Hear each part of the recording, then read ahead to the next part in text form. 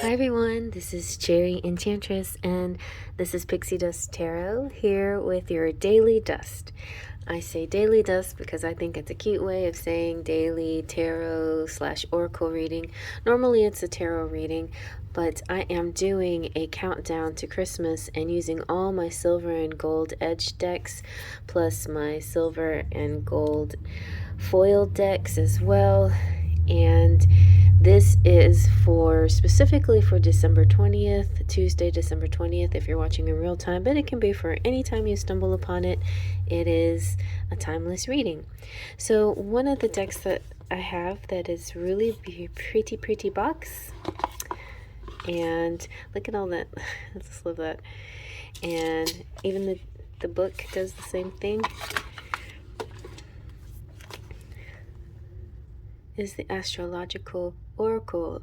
And what's nice about this one is that it's it's like you can add the messages together. So in the booklet, it will show you how to add different cards together to come out with yet a third interpretation or another interpretation. So maybe we'll get lucky and we have that. But anyway, it just has this lovely kind of glassy silver edge, and it has all the zodiac signs and all the planets plus, yeah, and that's it. And in the book it just kind of gives you variations. It talks about the houses, it talks about combinations. It's kind of a cool book. Okay, somebody wrote in the comment section, I shuffled off screen and I pull from the top. Ooh, I'm a magician. Well, you guys know I do this every single day. It's just my way. I normally, when I shuffle and let whatever cards fly out, but I'm trying to save time and also not have such scattered energy. And this particular day I shuffled off screen because my thumbnail had come off.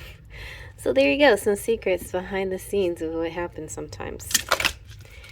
All right, and usually I'll shuffle till I feel kind of good, but at least 3 times. All right, that feels good to me. So I'm going to take off the top. Didn't do this or anything. All right, and we have, ooh, Capricorn. Okay, this is, we're in Capricorn season, so that's pretty cool for if you're watching in real time. And we have Virgo. Capricorns and Virgos are a nice combo. And we have Pluto. So this is what I'm going to do, which is going to be so much fun. We're going to do Pluto and Virgo and Pluto and Capricorn also interpretation, and I'll just kind of give you a general overview of what each card means and then what it might mean spiritually as a guided message. Let's zoom on in. I feel like showing you a little of this book. Okay, first of all, there is a flip through review of this, but now that I've used it a little bit, I can kind of guide you through the book a little bit more. But there is it has many different languages. So it starts off with just each sign individually, and then it talks about each planet individually. And then it talks about each house individually. And then how to use the cards. And then it goes into the planets, combination planets. So like Mars and Jupiter, Mars and Pluto, etc.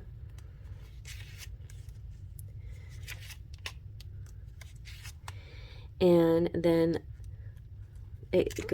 there's like this little diagram how you can use make a house reading, like in as far as houses goes, like a layout, and how you can place them in.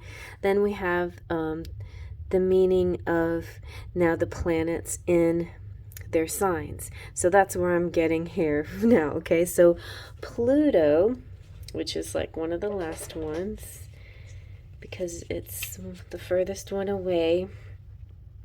Pluto in Capricorn is do not struggle against inevitable endings. Then Pluto in Virgo is release all that no longer serves you. And so this seems like letting go of something or an idea. Maybe it could be a person, but it could be mostly some kind of thought that you've been holding on to. It's time to let go of that and realize that I feel like you're more powerful than what you give yourself credit for. Yeah. I stumbled upon an interesting reading this morning. My favorite guy, Jake Ducey, was talking about Elon Musk, which is not my favorite guy, but he's intriguing on his own. He's kind of a curious person. Like, obviously he must have some kind of genius about him to get where he got, but at the same time, he seems also very out of touch in a lot of ways. So, and yeah, there's just a lot of layers to him, and you can comment how you feel if you want to. I want to stay kind of neutral about it, and I don't like to judge people, and I just feel like people are people, and however they choose to live their lives, that's their business, right? I know that bad people can sometimes affect things negatively. There could be a bad ripple effect according to the way a person behaves. Hint, hint, where we are today in the world. But you know what? We are all responsible for our own interpretations, our own visions, our own law of attraction, our own karmas, whatever, we are in charge of that. And it was interesting because it's like Jake was talking about the Matrix as kind of an example, and he was saying, who wrote this program? So basically, here in this channel, we're definitely about spirit and co-creation and the universe as a guide and our spirit guides and so on, but also the power within us, and that we create with the help of spirit. And sometimes, it's a fine balance. We have to decide how much is us and how much is an outside force. We can't always sit around and say things have been done to me, but we can say things have been done for me. And then how much did you manifest? Actually, how much is your responsibility for manifesting into your life? Things like that. So it's I think it's a fine balance, but I ultimately believe there is a higher power, even if it's a higher version of ourselves, that's helping our path, helping us along our path. So I like sci-fi and I like science, but I think that doesn't explain everything, and science doesn't explain everything, because science is just a bunch of tests to test against things, to prove things right or wrong, but according to the information we have available right now. So things could be tested all over again 10 years from now and come out with a different conclusion. And that's why I don't always feel like science is the end all be all the time, but I think it is definitely a good guide to stick with currently, in your presence. But I feel like also that having a higher energy in your life, and also having a lot of faith in yourself, is also very important. So anyway, those are just my personal philosophies. I'm not trying to push anything on you. You guys, I always believe that everybody has the freedom to choose what they want to believe in, but those are just some feelings I thought of there.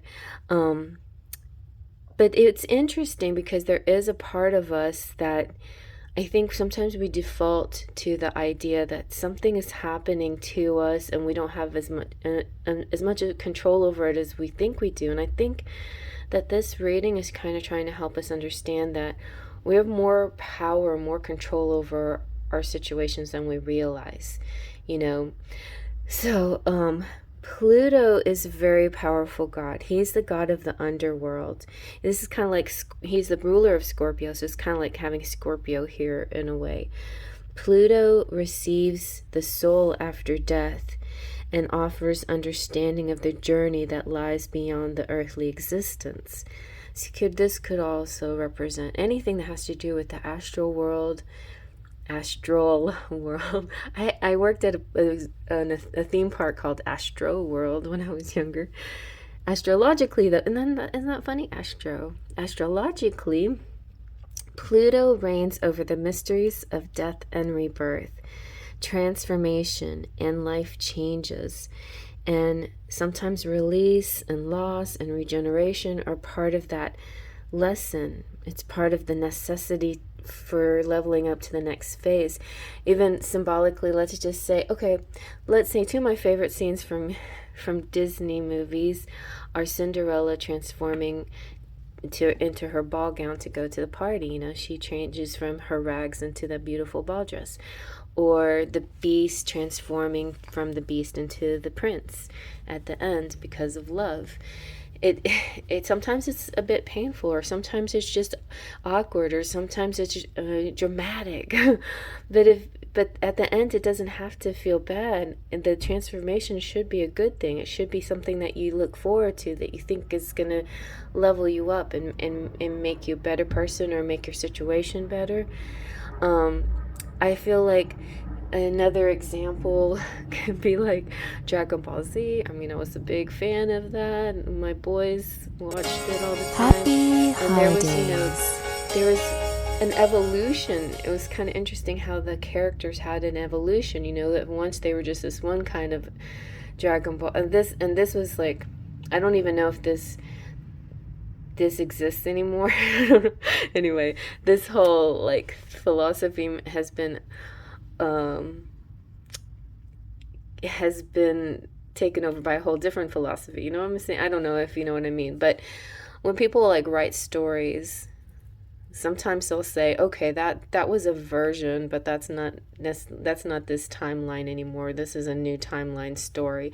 So, and that happens to us too, right? We're like, that was then, this is now. I'm on a new timeline. I'm a new version of me. But in this one version, these characters evolved, and as they evolved, they like their hair changed red and they got tails or whatever.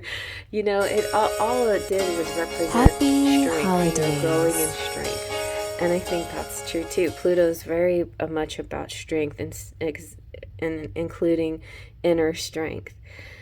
So, when Pluto appears, it's a sign that something is finished or that an important change is imminent. Or it doesn't have to be like complete on this particular day, but you're seeing signs of it. It could be, nice things like you're Happy gaining some holidays. muscle, losing some weight, you're clearing up your acne, I don't know, your hair's growing in, whatever it is, whatever you want to see this positive change in your life. Your communications with people are just so much easier than they used to be. Somehow, like it, all these perceived ideas, misconceptions, miscommunications, they're all clearing up, and now you're able to be a little bit more aware, something like that. I just feel like there's just a leveling up for you. And what you're leaving behind, you don't have to feel bad about, because that's the old me, or that's the old idea. I don't care if I have to let that go. I don't want to cling to something that's no longer useful, no longer works. Like, a lot of people collect things, and sometimes they keep things that are broken in the hopes that they might fix it. But I feel like after time, if you don't fix an old broken thing, then maybe it is time to let it go. Like a washing machine that's been sitting in your shed, I put it out on the street and somebody grabbed it in like 15 minutes. So what's one man's trash could be somebody else's treasure, and why you hold on to certain things that you don't need to hold on to, right? So that's another message. It could be like a time where you're cleaning things out. Anyway, lots of downloads coming through, a lot of different interpretations for different people out there, and definitely one of them can be simple as somebody that's come into your life, that came into your life for a certain reason, Happy or season, holidays. or purpose, and you don't want to force something that doesn't seem like it's going to have a future. So you just let it drift away. If it drifts away on its own, you don't put any effort into it and then it dissipates, then it wasn't meant to be. If it comes back to you now, that might be a different story. But anyway, a good, I feel like a happy transformation is coming through for you. And even especially when you can let go of those things that no longer work, you're creating room and space for the things that do work in your life. So hope you like that. Beatrice the Pixie Dust. Happy holidays.